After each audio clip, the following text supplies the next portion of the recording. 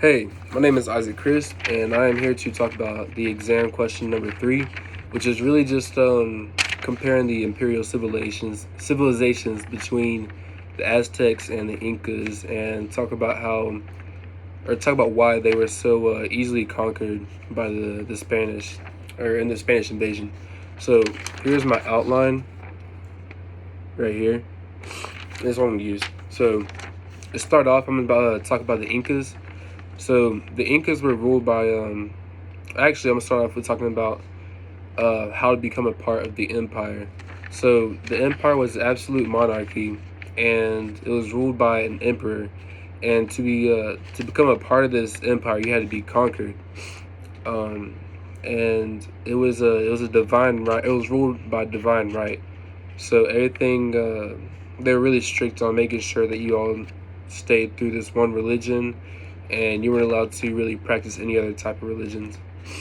Um, the Incas were merciless and very harsh against their enemies, and they also demanded obedience from their like strict obedience from their slaves and really the kind of the lower class people. Um, they were only allowed to speak one official language as well. They weren't allowed to speak any other languages. So if you were conquered by the Incas, you had to you had to go ahead and submit to their religion and to their language as well. You couldn't have anything else, or there would be harsh punishments. So, to kind of talk a little bit about their social structure, social organization, the lower class people, they were drafted to do work on events such as like being being a part of the army, like serving in the army, mining, public works, like etc. Stuff as that. And this process was known as a meta, and this is really how their social organization kind of went through. Um, and then talk a little bit about the way it was structured. The way the Inca Empire was structured, it was structured into 4 parts, and those 4 parts were divided um, into provinces, which were also like it keeps on getting split up. So like you got 4 parts which are split up into provinces, or which are divided by provinces, which were split up into um, upper and lower moieties, and those were divided into local communities. So that's kind of how you got your structure of the whole empire, how it's kind of set up and whatnot. Um, so when a territory was conquered, they took surveys of the population and a census to really kind of find out how many people were there and whatnot. And then after that, that's when the Inca culture was kind of really molded into them. Um, so you can see how like the process takes through in this instance. Um, so to go about talking about the Aztecs now, the Aztecs were ruled by a king, and the king was chosen by a religious leader or political leaders, and it was really based off of um, his battlefield skill set and his speaking eloquency.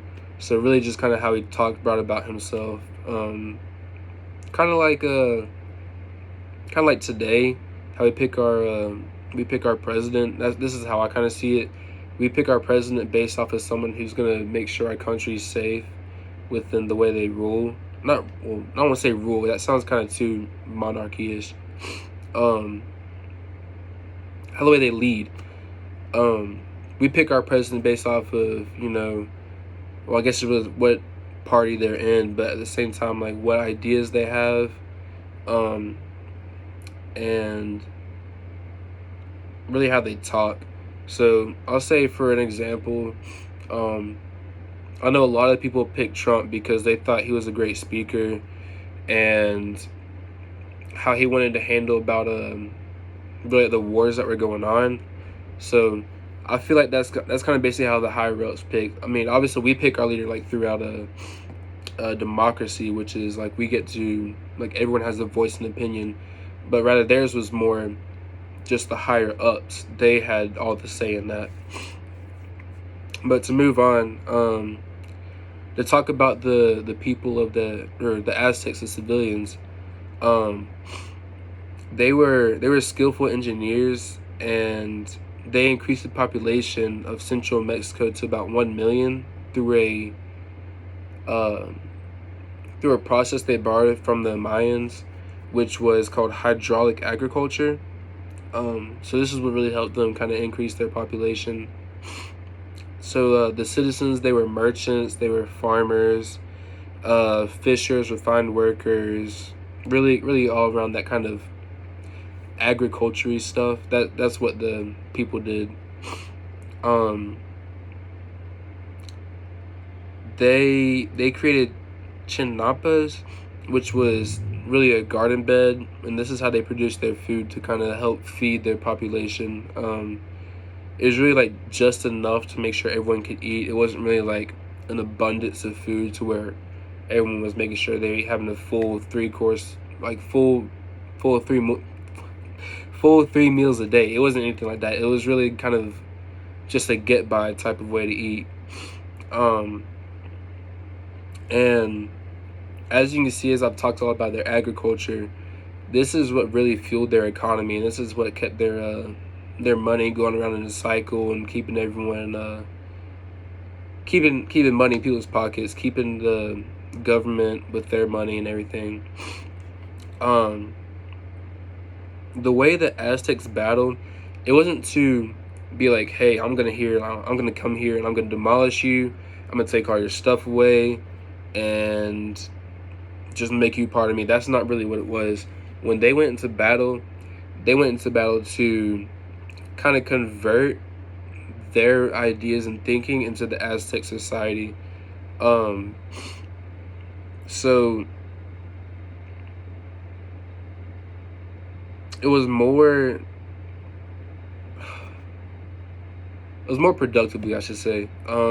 It wasn't really, like I said, it wasn't really just kind of take away, like make sure like I'm gonna sit here, I'm gonna dominate you as a person one-on-one. Like I'm not gonna dominate you as a country one-on-one or a nation, empire one-on-one. It was to really just kind of mold and put their ideas and thinkings. Unlike the Incas, they weren't saying once we dominate you, you have to go by our religion and speak our language. No, that's not what they did. What they did was they let them keep their language, kind of their freedom of religion, and they let them keep their social structure and own custom ideas. So they were pretty more lenient against in that type of way. The way the Aztecs tribute system worked was the conquered places had to really pay up by giving up their food, to make sure all the other places were eating well enough, or really the main places were eating well enough. When I say main places, I mean the places that weren't like kind of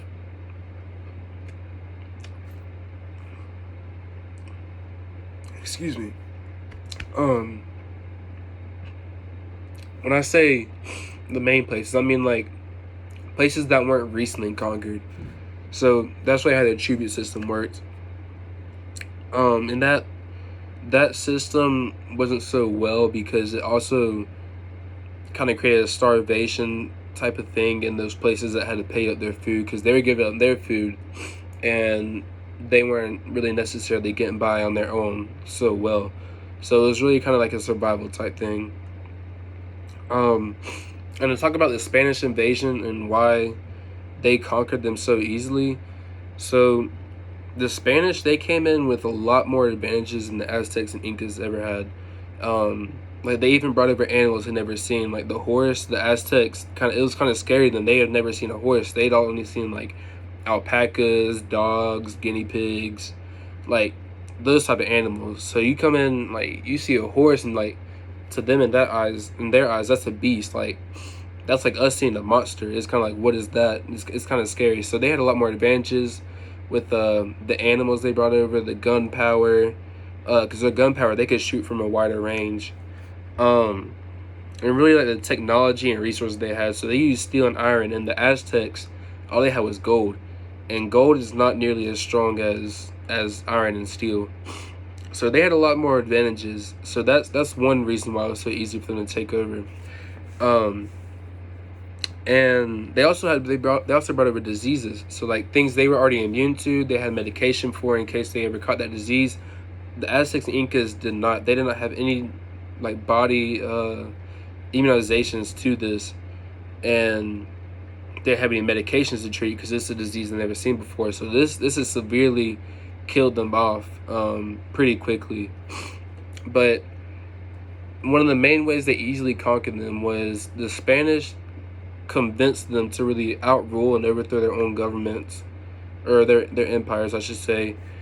And what had happened is they kind of like told them that, you know, we're gonna free you from your empires, and you're gonna be all right because you're gonna be able to have your own empire and do what you want.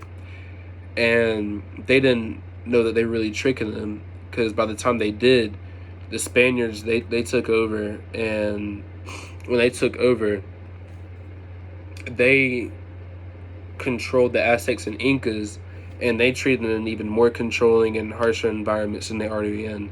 So that's really why it was so easy for them to take over. So that's like, imagine you were living in a territory and you just got conquered by the Incas. We'll say the Incas because they were more harsh. And you're going through all these changes and these hard progressions, and you're just not knowing how to deal with it. And someone comes and tells you like, hey, you know what? We can free you from this. You can start you can start fresh, do your own thing. All you gotta do is just really overrule and outthrow the empire, like the higher ups. That's all you have to do, and you're gonna be free. So they're thinking like, that's great. Like, I have a way to get out of this. I have an escape. I don't have to deal with this for the rest of my life. And then as soon as they do it, they're thinking they're all right. Like, you know what? Thank you. And then the Spaniards are like, no. That's not how it is. What we're actually doing is you're gonna rule for us now, and you're gonna go by our rules. And if you don't like it, oh well. We got some punishments for you if you don't want to really submit yourself to this, and this is how it's going to be. So it was really kind of a sucky situation for the Incas and Aztecs as they went through this process. So that's my presentation. That's all I have. Thank you for your time, and yeah.